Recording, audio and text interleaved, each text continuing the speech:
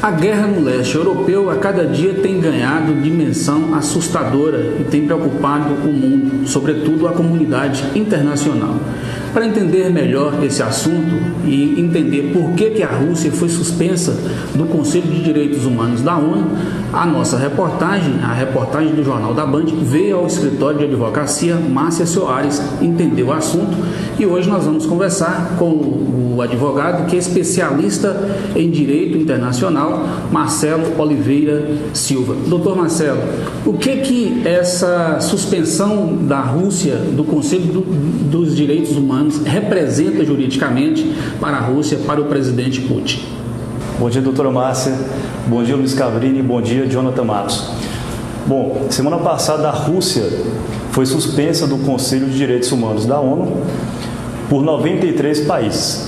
E a gente observou também que 58 países se abstiveram da votação. O Brasil, inclusive, se absteve dessa decisão. O que vai ao oposto do que aconteceu no início do governo do atual presidente, o qual ele preferia manter uma posição firme diante das relações exteriores do Brasil, como a gente pôde ver com a questão, com a parceria com os Estados Unidos, com o governo Trump. A gente sabe que o Trump e o Bolsonaro são pessoas parecidas, inclusive politicamente e ideologicamente, e a Rússia não foi o primeiro país a ser suspenso do Conselho de Direitos Humanos. A Líbia também, há 11 anos atrás, lá naquela questão da Primavera Árabe. Doutor Marcelo, qual o peso desta decisão, desta votação do Conselho da Assembleia Geral da ONU para a Rússia, para o presidente Vladimir Putin? De o que isso pode contribuir com o cessar-fogo que o mundo tanto espera? A questão das sanções à Rússia não é a primeira vez que isso ocorre. A Rússia já é objeto de sanção há bastante tempo. E o Putin, ele desenrola isso muito bem, porque até hoje essas sanções não atrapalharam a Rússia. As negociações de paz entre a Ucrânia e a Rússia, entre o Zelensky e o Putin, estão avançando dia após dia. A gente está vendo aí uma posição mais firme do Zelensky, ele está viajando o mundo, ele esteve recentemente lá na Austrália.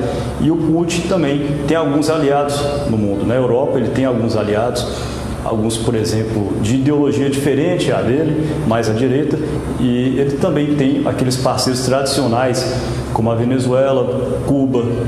Para o presidente russo Vladimir Putin, a Ucrânia é parte da história da Rússia.